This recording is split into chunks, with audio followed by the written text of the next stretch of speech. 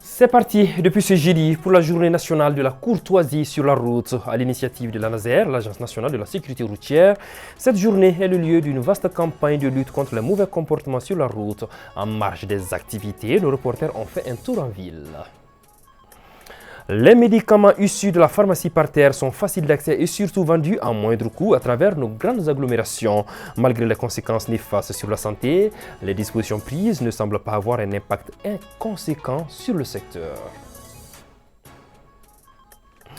Pendant que le mois béni de Ramadan boucle sa deuxième décade, nous nous sommes intéressés à un sujet qui taraude bien d'esprit. Est-il recommandé de se faire une beauté étant en jeûne ou pas? À suivre la réponse de l'islam sur la question au cours de cette édition. Voilà donc pour le titre de cette édition décalée en raison bien entendu du mois béni de Ramadan. C'est un réel bonheur pour moi de vous savoir toujours très nombreux devant vos écrans pour suivre cette session d'information de proximité. Bonsoir et bienvenue à tous. La conduite autonome réclame un comportement responsable. C'est le thème cette année de la Journée nationale de la courtoisie sur la route.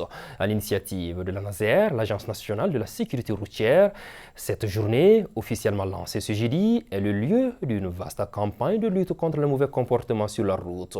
Ainsi, durant 4 jours, des séries de formations sur les gestes de premier secours et le respect des codes de la route sont organisées à l'intention de 600 chauffeurs à travers le pays. En marche des activités, Aïssa Taba et Soumaïla Konaré ont tenté pour leur thème de percevoir de près la la courtoisie des Bamakois sur la route. Une circulation tout à fait banale à première vue. Ici, c'est la voie RN27, communément appelée route de Koulikoro, un axe bloqué à tout moment de la journée. Certes, elle est restreinte, mais ici, c'est le comportement des usagers qui détermine les règles.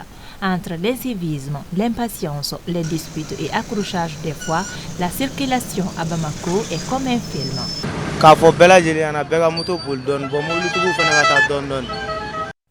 Je demande à tout le monde d'être prudent sur la route, surtout aux chauffeurs de Sotrama et taxis, d'être indulgents envers nous les conducteurs de mototaxis.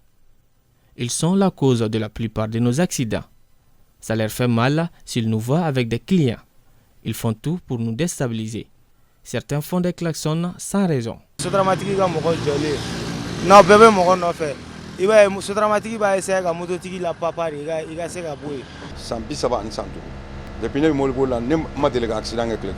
Ça me fait 35 ans aujourd'hui que je suis chauffeur et je n'ai jamais eu un cas d'accident.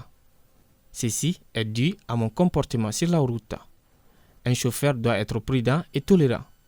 Le plus souvent, il y a des clients qui nous font des pressions d'aller plus vite. Dans ce genre de cas, je demande aux chauffeurs de ne pas les écouter pour ne pas faire d'accident.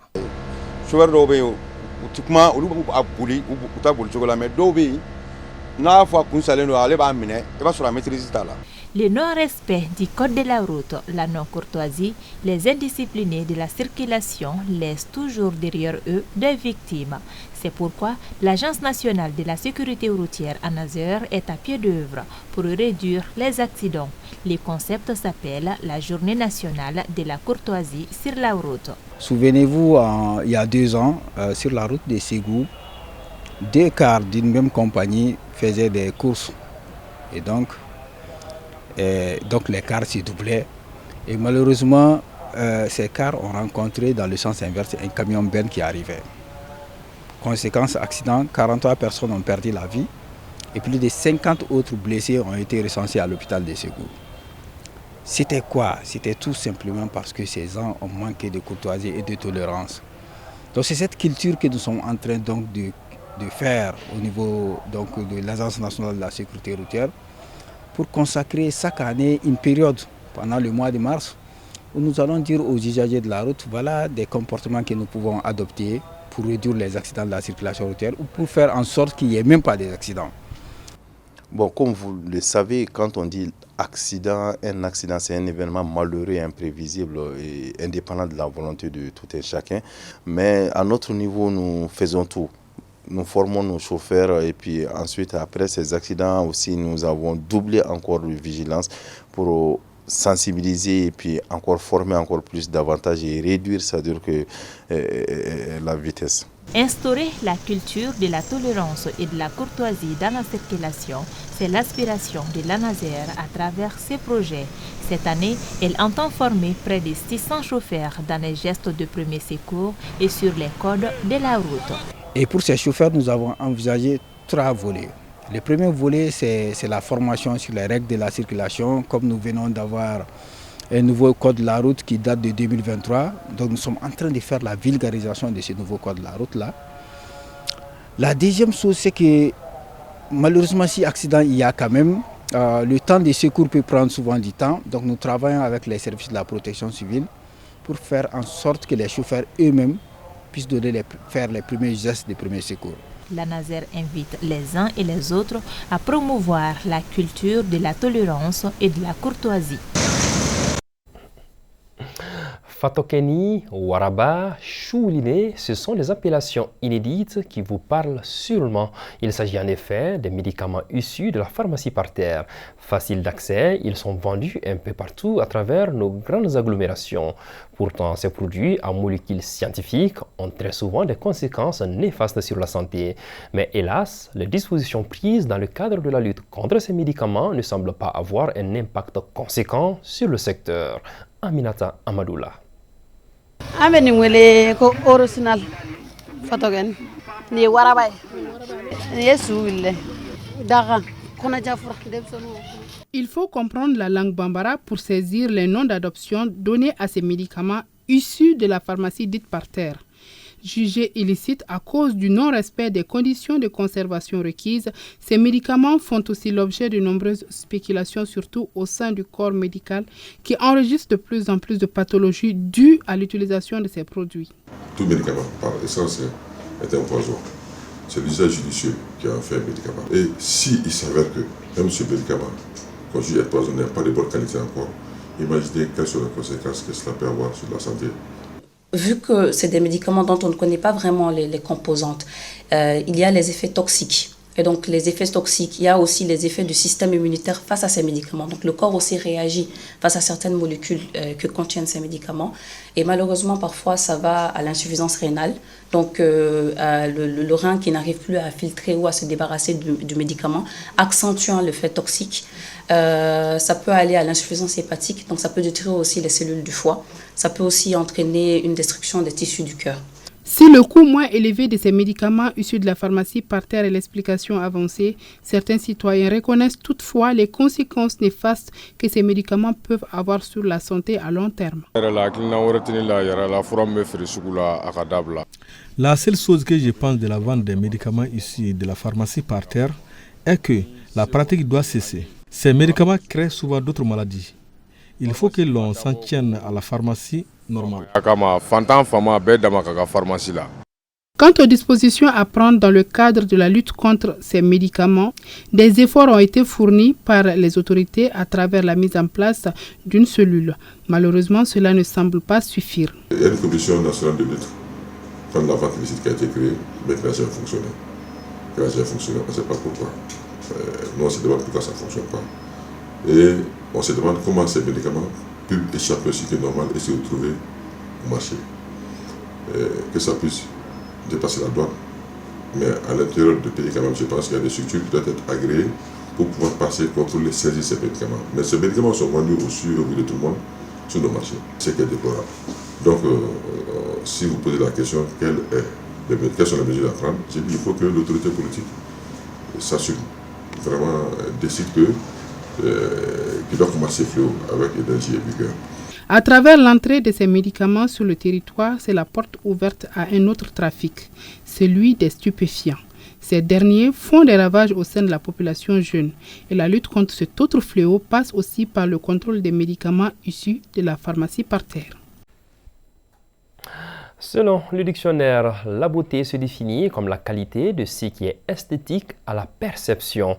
Cependant, ce qui est pour X peut ne pas l'être pour Y. Alors que le mois béni de Ramadan tire tout doucement vers sa fin, nous nous sommes intéressés à cette question qui taraude bien d'esprit. Est-il recommandé de se faire une beauté étant en jeûne ou pas? Découvrons dans ce reportage signé Fatou Diaby la réponse qu'apporte l'islam. Dans la vie courante, la définition de la beauté est relative. Comme disait l'autre, les goûts et les couleurs ne se discutent pas. Et bien si tel est le cas, sentir bon, se maquiller, bien s'habiller, se parfumer ou que sais-je encore, sont des choses qui font partie de la beauté. Cependant, en cette période de jeûne, la question de beauté peut souvent poser problème. Pour dissiper toute équivoque, allons savoir ce que l'islam dit de la beauté. Vous savez, Dieu s'est défini comme la beauté, comme le dit le prophète sallallahu alayhi wa sallam, Inna Allah jamilun. Dieu est beauté, wa yuhibbul jamal, et Dieu aime la beauté. Donc Dieu n'est pas contre la beauté. Et le prophète sallallahu alayhi wa sallam, c'était quelqu'un vraiment qui était très très beau, il était très très joli, et puis il se faisait aussi beau. Donc l'islam n'est pas contre la beauté. Vous l'aurez compris, cela voudrait dire que beauté et ramadan font bon ménage. Mais attention, bon ménage oui, mais dans la limite du raisonnable. On peut gêner, Inch'Allah, et se faire beau ou bien se faire belle, Inch'Allah. C'est ce que la religion nous recommande même, Inch'Allah. Mais il y a beaucoup de contextes, surtout par rapport aux femmes. Il y a beaucoup de femmes qui se maquillent pour aller au boulot, mais c'est l'intention qui compte. Voilà, donc l'islam n'est pas contre cet acte-là. Donc il faut gêner, il faut se faire beau, il faut se faire belle, Inch'Allah, mais avec prudence, et puis il faut être au juste milieu. Parce que le prophète sallallahu alayhi wa sallam, notre sainte mère Aïcha, souvent elle le coiffait pour rendre le prophète sallallahu alayhi wa sallam très très beau. En somme, il faut retenir que se faire belle ou beau n'impacte en rien les mérites du jeûne. Les actes qui annulent le jeûne, il n'y a pas se faire maquiller, il n'y a pas se faire beau ou belle. Ça n'a rien à voir avec le jeûne. Ça n'annule pas le jeûne, ça n'affecte pas tes récompenses, Inch'Allah, ça ne diminue pas tes récompenses. Et vous voyez, l'imam aussi, il est beau, Inch'Allah. C'est juste pour adopter la sunna du prophète alayhi salatu wa salam. Mais il y a le cœur aussi qui doit être encore plus beau. Les actions aussi doivent être encore très très belles, plus que la beauté du corps, Inch'Allah. Si se faire une beauté peut nous rapprocher davantage du Créateur, alors, mesdames, à nos pinceaux, sans exagération, bien entendu. C'est bien noté, Fatou Diaby. Clap de fin de la deuxième saison du projet Kenek en Plus, un projet de promotion et de diffusion de spectacles vivants au Mali. Plusieurs acteurs culturels étaient au rendez-vous de ce panel d'échange avec comme thème oralité, promotion et diffusion de spectacles vivants au Mali, l'art du spectacle vivant au service du changement social. Un riche partage d'expériences, mais aussi d'échanges sur les difficultés rencontrées pour la diffusion de spectacles dans notre pays. Aruna Kiadambele. Il faut se mettre ensemble, travailler avec des gens. Mettez-vous ensemble et travaillez ensemble.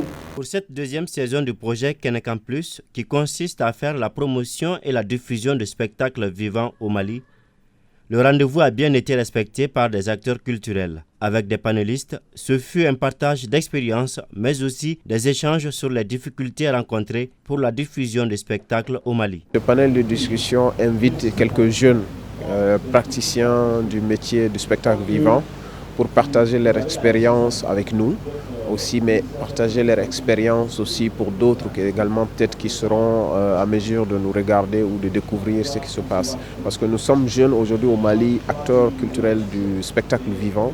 Nous devons de nous former, nous devons d'échanger, nous devons aussi de promouvoir davantage le spectacle vivant afin que le public puisse connaître c'est quoi déjà le théâtre. Donc ces panélistes-là, ils ont parlé des difficultés auxquelles vraiment l'art malien est confronté. Je peux dire que ça sera une somme ramassée pour nous et qui va nous donner une droite ligne dans nos créations artistiques et culturelles. Réunir les acteurs culturels pour parler et débattre de l'art au Mali est important pour faire valoir notre savoir et savoir-faire. Inauguration d'une nouvelle boulangerie à Sébinikoro, dont la réalisation traduit en réalité une passion de la promotrice Sidibé Niamé Keïta. L'objectif est de contribuer au développement du dit quartier. Elle propose à la clientèle plusieurs variétés de pain et de viennoiseries. Dala Traoré.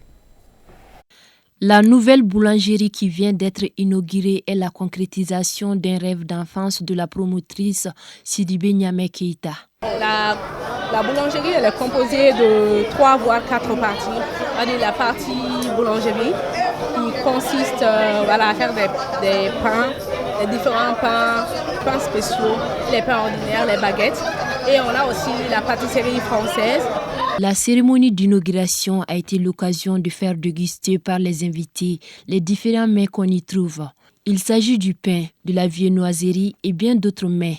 Je suis très heureux d'être ici et je trouve que les bouffes sont délicieuses. Maintenant, je souhaite à ce que ça soit une continuité. Ça a toujours été quelque chose qu'elle voulait faire depuis très très longtemps. Depuis qu'on étudiait aux États-Unis, c'est elle qui nous faisait à manger. Donc elle nous faisait de bons plats. Je l'encourage beaucoup dans ce qu'elle fait. Donc je sais que elle va offrir un service de qualité à ses clients. La réalisation de cette boulangerie contribue non seulement à optimiser la production et les gains journaliers, mais aussi à absorber le taux de chômage. Niamé Keïta entend élargir son champ d'action avec de nouvelles boulangeries dans d'autres quartiers. Et puis cette nouvelle sportive, avant de boucler, Coupe de la Confédération, le Stade malien de Bamako reçoit ce dimanche les Ghanéens de Dreams FC en quart de finale aller. Ce sera au stade du 26 mars à partir de 17h en direct sur ORTM 1 et ORTM 2. Les Blancs se sont entraînés une dernière fois cet après-midi sur la pelouse du 26 mars. Vous aurez le compte rendu demain dans notre édition de 20h30 avec Siragatou Sissé. Et puis ce communiqué, le ministre du Travail, de la Fonction publique et du Dialogue social communique en application des dispositions de la loi numéro 05040 du 22 juillet 2005 relative aux fêtes légales en République du Mali. La journée du lundi 1er avril 2024, lundi de Pâques, est chômée et payé sur toute l'étendue du territoire. C'est là-dessus que s'achève cette édition que j'ai eu le bonheur et l'honneur de vous présenter. Gardez vos positions, le journal Ambamana, c'est tout de suite avec Mariam Diallo. Surtout, gardez espoir et surtout n'oubliez pas, continuons de prier pour le Mali, la paix et bénédiction d'Allah.